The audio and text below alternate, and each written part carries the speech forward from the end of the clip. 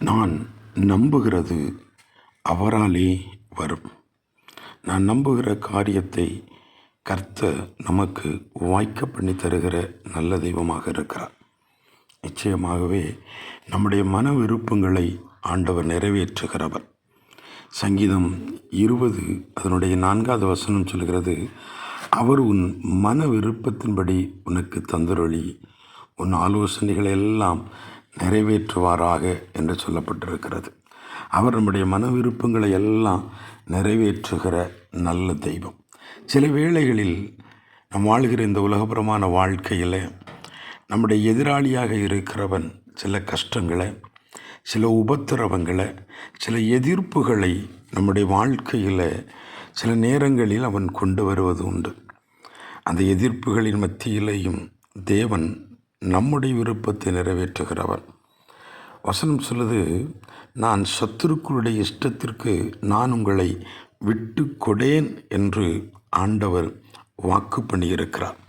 எவ்வளவு நெருக்கடியான அனுபவங்களை சத்துரு நம்முடைய வாழ்க்கையிலே கொண்டு வந்தாலும் நாம் மனம் தளர்ந்து போகாதபடி சங்கீதம் 62:8 சொல்லப்பட்டிருக்கிறதை, ஜனங்களே எக்காலத்திலும் அவரை நம்புங்கள், அவர் சமூகத்தில் உங்கள் இருதயத்தை ஊற்றிவிடுங்கள், தேவன் நமக்கு அடைக்கலமாயிருக்கிறார் என்று சொல்லப்பட்டிருக்கிற பிரகாரம் எதிராளியானவன் எவ்வளவு நெருக்கடியை, கண்ணீரின் அனுபவங்களை, உபத்திரவங்களை, பாடுகளை நம்முடைய வாழ்க்கையிலே கொண்டு வந்தாலும் அந்த வேளைகளிலெல்லாம் நாம் ஆண்டவர் மேல் மிகுந்த நம்பிக்கை உள்ளவர்களாக நிற்போம்.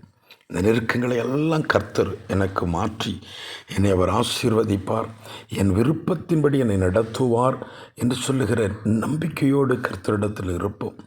அதே போல் நம்முடைய இருதயத்தில் இருக்கிற எல்லா மனபாரங்களையும் தேவ சமூகத்தில் அறிக்கையிடுகிறவர்களாக இருப்போம். ஆண்டவரிடத்தில் சொல்லுவோம், அவன் சோதரன், அவரே என் அடைக்கலம், என் கண்மலை என்று சொல்லுகிற உணர்வோடு கூட தேவ சமூகத்தில் அமர்ந்திருப்போம். நிச்சயமாகவே நாம் ஆராதிக்கிற ஆண்டவராகிய இயேசு கிறிஸ்து, அவன் ஸ்தோத்திரம், தூதனுக்கு கை கொடுக்காமல் மனுஷனுக்காக இந்த பூமியில் இறங்கி வந்த அந்த சர்வ வல்லமையுள்ள ஆண்டவர் உங்கள் விருப்பங்களை நிறைவேற்ற வல்லவராக இருக்கிறார். நீங்கள் நம்புகிறது கர்த்தராலே வரும்.